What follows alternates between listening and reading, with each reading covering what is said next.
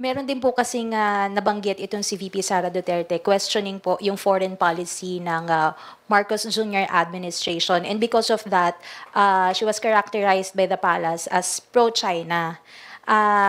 Pero kanya pong kiniklaim, hindi daw po siya pro-China. At sabi nga po niya, I am not pro any country at all.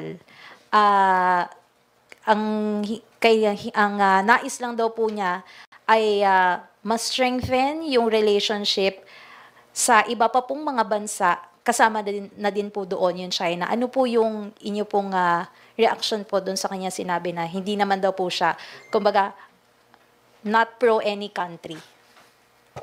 Well, personally, I believe that kung ikaw ay Pilipino, dapat pro-Philippines ka. You should be doing whatever it takes to, to serve the interest of the Filipino people at ng ating bansa. Now, with regards to your question na yung sa dapat nagbe-build tayo ng relationship with other countries, yeah, I do agree. Wala namang masama dun. That's exactly what President Bongbong Marcos is doing. But at some point, when there's an aggressor, a country na ginigipit yung karapatan ng isang bansa, can you simply say na dapat maging magkaibigan tayo? There's a difference in relationship na maging maayos o diplomacy between one country to another.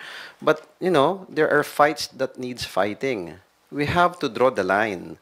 Kapag may aggressor na bansa o ginigipit tayo, simple ba tayo magiging patay-mali siya na makikipagkaibigan lang? Or should we assert the rights of the Filipino people, of the fishermen, ang right ng ating bansa? So I do believe na we should be pro-Philippines. Each Filipino should fight for the rights of our country, protect the rights of our citizen, especially the president and top-ranking officials of our country. Well, Filipinos naman are not expecting aggressive rhetoric eh. What they want is consistent position and clarity when it comes to the issue of West Philippine Sea. Ang pagtatagpo ng layunin na maganda yung diplomasya sa buong mundo ay isa po sa mga aspekto niyan ang pagtatatagpo ng depensa sa interes ng ating bansa. Ang pagiging patas po sa diplomasya, sa larangan po ng diplomasya ay hindi nangangahulugan na pananahimik sa harap ng mga nangaapi sa ating bansa.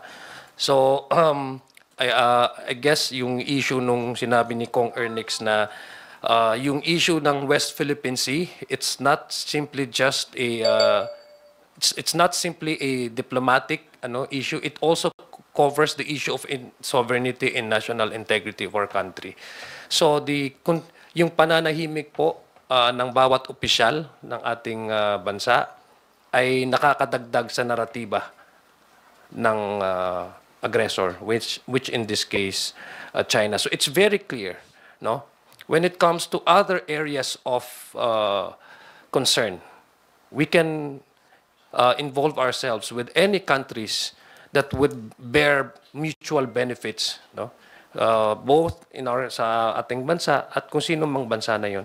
But when it comes to territorial integrity and sovereignty, the country and the public demands the clear position kung saan ba talaga ang kanilang mga elected na opisyal. Asan ba yung position na yon sa pagsusuporta sa integridad ng ating bansa o suporta doon sa mga nangaapi at nag-i-encroach ng ating lugar, no?